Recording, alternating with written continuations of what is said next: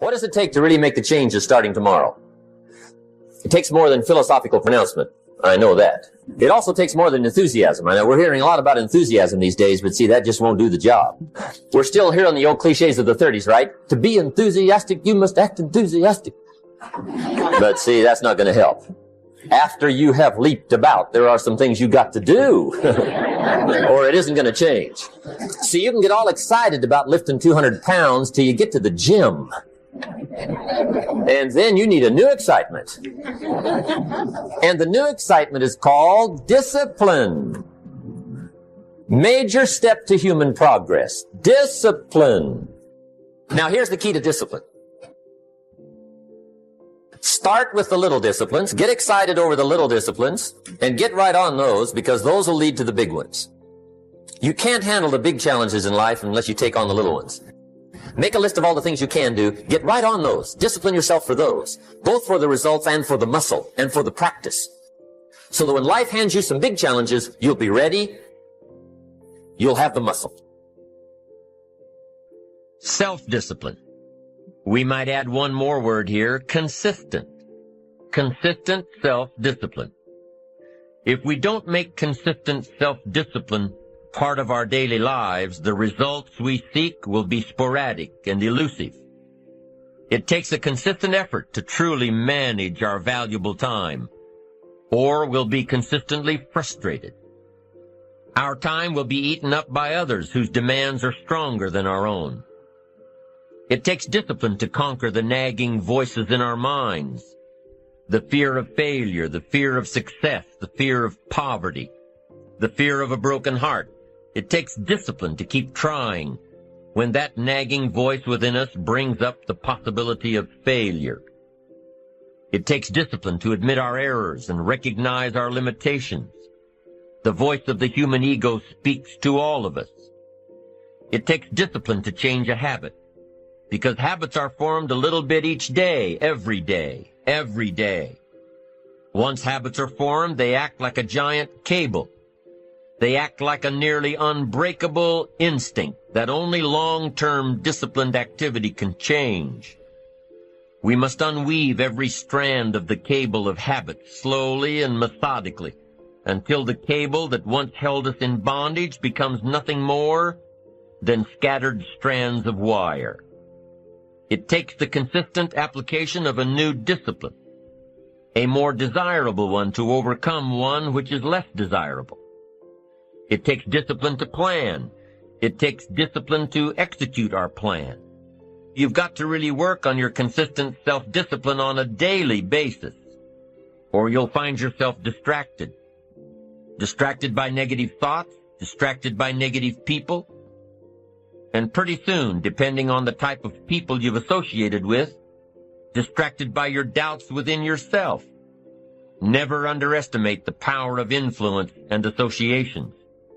And never underestimate the power of your own consistent self-discipline. It's easier to go to bed late, sleep late, show up late, leave early. It's easier not to read. It's easier to turn on the television than to open a book. It's easier to do just enough than to do it all. Waiting is always easier than acting.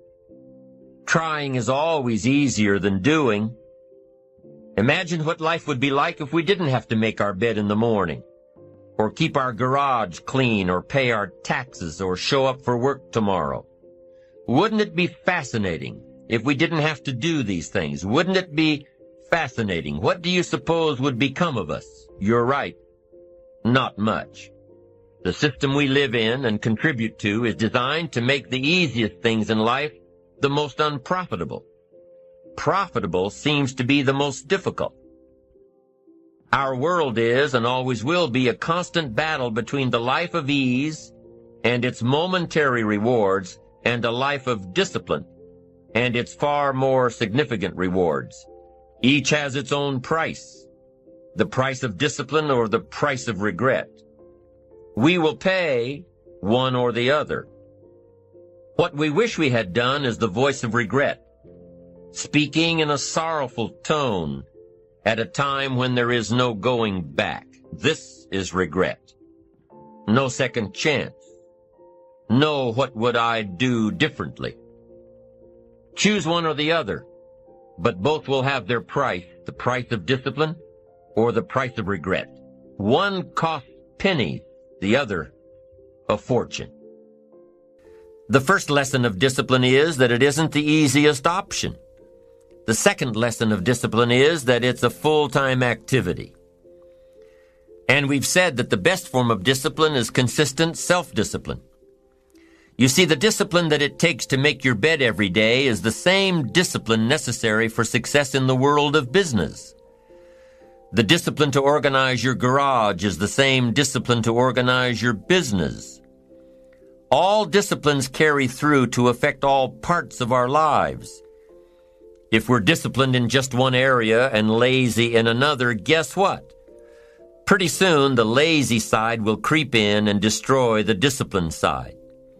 The bad habits in one area of our life will eventually destroy our self-discipline in the areas we've been working on. Consistency cannot be inconsistent. Discipline is the mind being trained to control our lives. Discipline is a set of standards which we've selected as a personal code of conduct. Discipline is imposing on ourselves the requirements for honoring these standards. Once we've adopted these standards of behavior and conduct, we're committed to honor them. And if we don't, then there can be no disciplined activity. We find ourselves announcing our standards to our relatives, our friends, our associates. We shout our beliefs and condemn those who believe any differently, but then we don't walk the talk. We end up acting in a way far different from the beliefs we've shouted. We tell our kids that the TV is rotting their minds, yet we spend our evenings in front of it. We tell our employees that they must take advantage of every minute of the working day, yet we spend 3 hours at lunch. Do as I say, not as I do. This is inconsistent. This leads to a loss of credibility among those who watch us. And more importantly, this leads to a loss of credibility within ourselves. The only thing worse than one who is inconsistent in applying their self-imposed disciplines is one who has never considered the need or the value of discipline at all.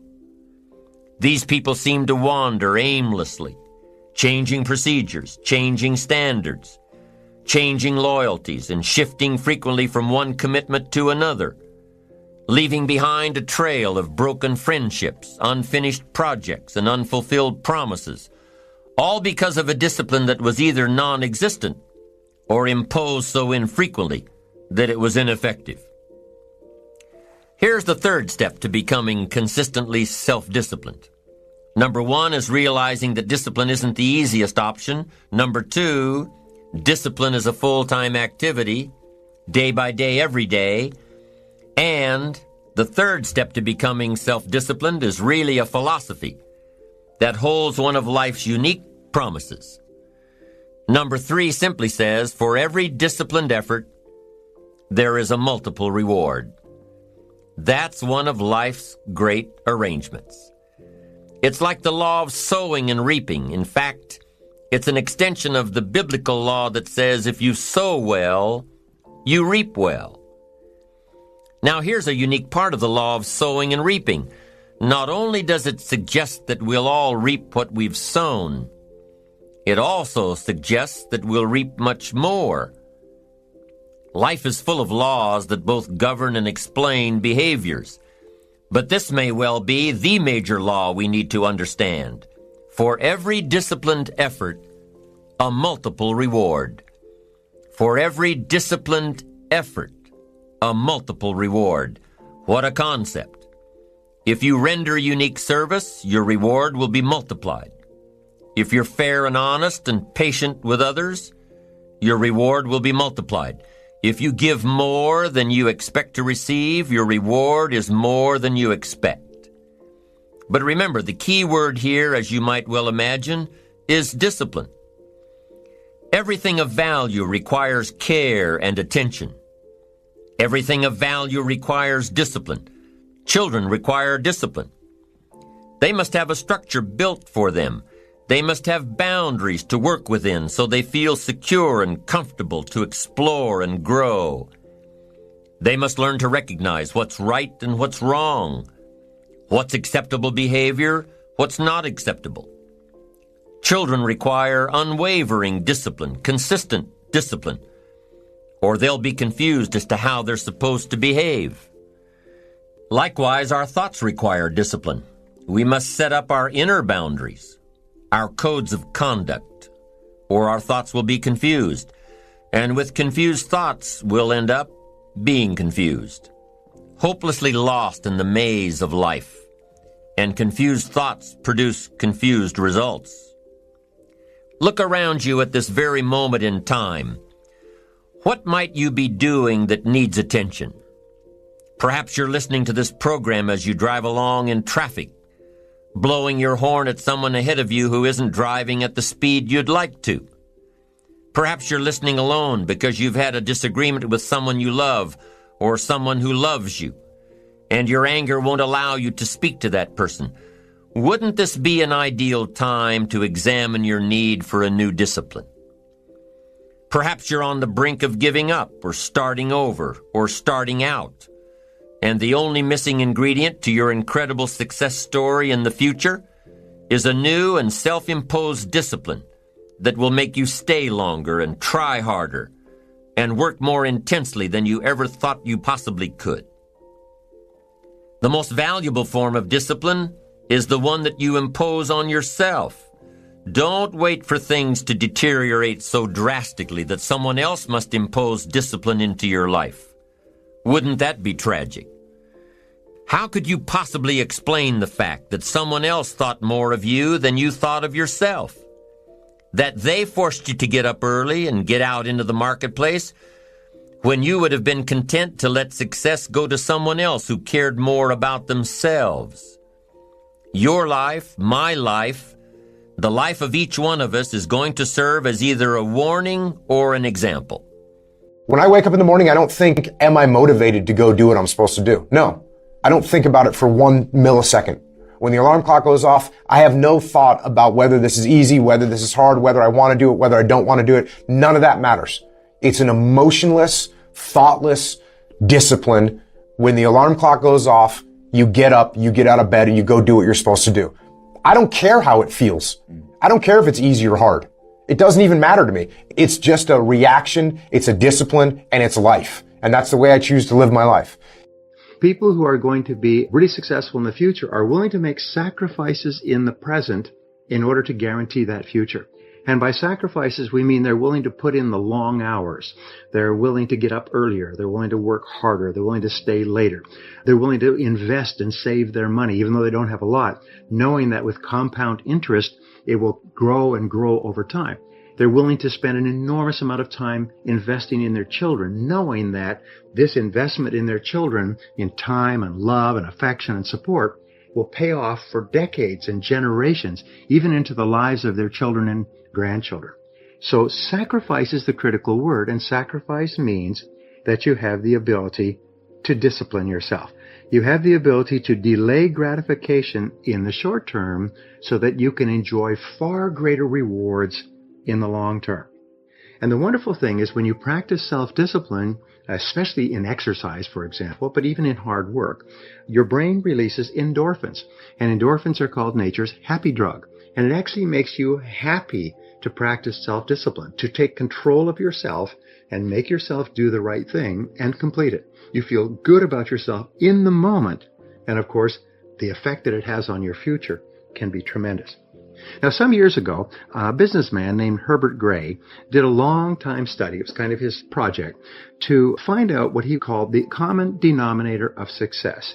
He said the common denominator of success was quite simple. He said, successful people, he found, make a habit of doing what unsuccessful people don't like to do. And of course, the logical question is, well, what is it that unsuccessful people don't like to do? Well, it turned out to be the same thing that successful people don't like to do either, but they do it anyway because they recognize that that's the price of success. A simple thing like exercising, going for a run or a walk at the end of the day. Well, do people like to do this? Do we look forward to exertion and perspiration and sweating and straining and everything else? No, we don't look forward to it, but we do it because we recognize that this is the price of looking and feeling fit, trim, living a long life, taking good care of our bodies, and so on. So remember, the same things that unsuccessful people don't like to do are things you don't like to do either. And again, it comes back to our favorite word, sacrifice. Being willing to pay the price in the present to enjoy the great rewards in the future.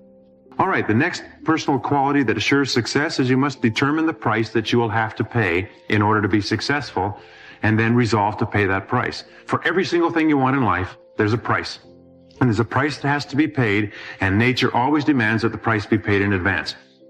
And the price is invariably hard work. There is no substitute for hard work.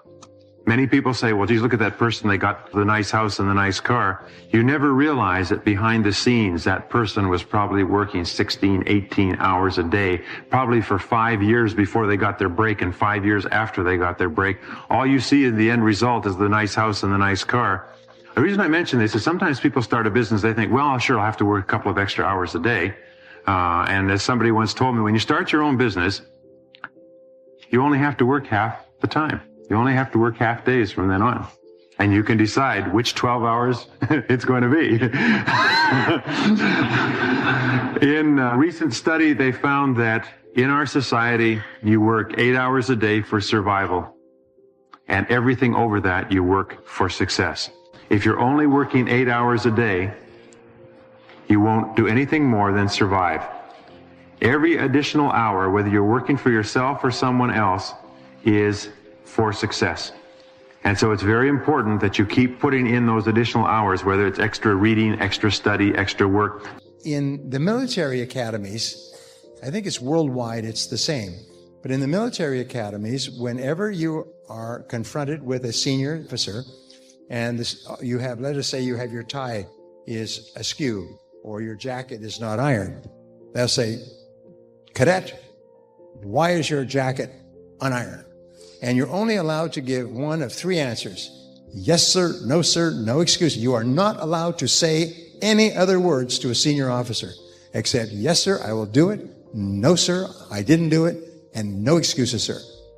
And that's how they train the top officers in the world, is yes, sir, no excuses. Because they know that nothing makes a person weaker or littler than always making excuses. You just sound awful. You just sound incompetent. No leader could be a leader if all they did was make excuses. There is a turning point in your life where you become an adult or you remain a child. And it's like a line that you cross. You come up to this line, and on one side of the line, other side of the line is responsibility, where you are now responsible for the rest of your life. On this side of the line is blaming others for your problems. Blaming is the major source of negative emotions and unhappiness and stress and failure. Accepting responsibility is the major reason for happiness, personal power, and success. When you step across the line, you say, from now on, I accept complete responsibility for my life and for everything that happens to me. If you have a goal, you accept responsibility for achieving the goal. If you have a problem, you accept responsibility for solving the problem. But whatever happens, you don't blame other people. Blaming makes you weak and angry. It makes you feel inferior and insecure. Too much of anything is a bad thing. Life without balance results in an unbalanced life. Walking around the block every day is good. Walking or running 6 hours a day is bad. It's obsessive. Unless, of course, you make your living as a marathon runner. Then you're doing your job. Eating an apple a day is good. Eating only apples is bad. You won't get all the protein and vitamins and nutrients your body needs. Working hard, burning the midnight oil, doing it until is good. Working nonstop, never taking a vacation, never having any fun, never spending quality time with the people you love, working day after day, month after month, never taking a break year after year, is bad. If you've got your nose to the grindstone all the time, How are you ever going to spot new opportunities, consider new ideas? It doesn't work that way. You've got to stop and ponder where you've been and where you're going. You've got to reflect so you know if you're even on the right track. Everyone has heard the story of Willie Loman in the play Death of a Salesman. Willie was a workaholic. He typified the old-fashioned concept of success. After all, if you're always working, you must be successful. No, it doesn't work that way. For workaholics, there's never enough work. They can work 10, 12, 14 hours a day, take 2 jobs, work them back to back. The only satisfaction is fighting off sleep, denying life's pleasures, getting more tasks done. Some people are impressed with this type of behavior. But just because a workaholic spends too much time working, that doesn't mean he or she ends up with the most money. These people are generally more task-oriented than results-oriented. They're busy being busy, not busy being productive. Workaholics generally end up alienating their families, losing their health, facing a crisis of values. Now, wouldn't you prefer a life of productivity rather than a life of tasks? Of course. When you schedule your time and take advantage of your time, you can work smarter instead of working longer, and you'll probably end up getting more done than the workaholic, and still have time for other things in life. Enlightened self-interest says, I will look for new ways to work smarter by focusing on doing more per hour instead of doing more hours. It says I will run my day so my day doesn't run me. Enlightened self-interest also says that a life worth living comes from a life of balance and moderation. Too much of anything, even good things, will sooner or later throw you off track. Now, here's a key technique that you can use in your life to help keep you on the right track. This technique is called visual chain thinking. Ambitious people don't see each step toward their goals as a singular step. Each discipline as a singular discipline. Each project as a singular project. Each sale as a singular sale. With everything they do and with every discipline they adhere to, they see it all as part of a chain, a link in the chain of events and actions that will lead them to their final destination. Every action and every discipline today is a link in the chain. Every action and every discipline tomorrow is a link. Every action and every discipline in the future is a link.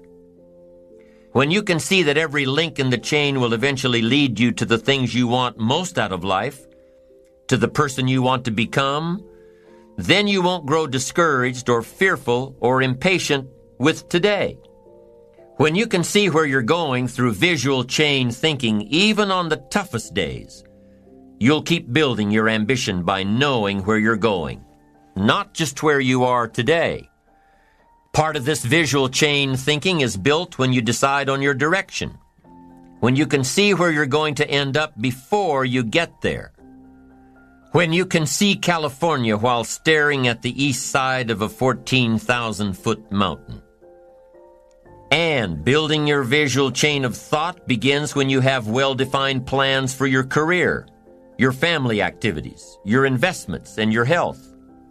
Your plans and goals are your visual chain, knowing where you're going before you get there.